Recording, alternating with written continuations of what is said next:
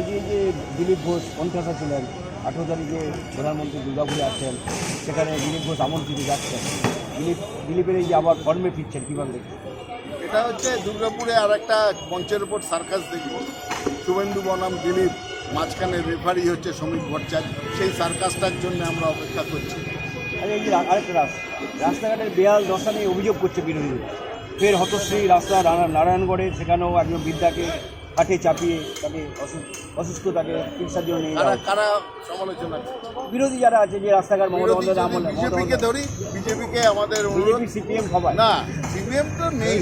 আমি বলছি সিপিএমেরও বলা উচিত যে বিজেপিকে, যে কেন্দ্রীয় সরকার রাস্তার টাকাগুলো যেন ছাড়ে, যেটা কেন্দ্রীয় বরাদ্দ শুধু পশ্চিমবঙ্গকে দেবো না, সেটা যেন না করেন। এই বিমাতৃসুলভ ব্যবহার কিংবা এই বঞ্চনা পশ্চিমবঙ্গকে, এটা যেন বন্ধ করেন।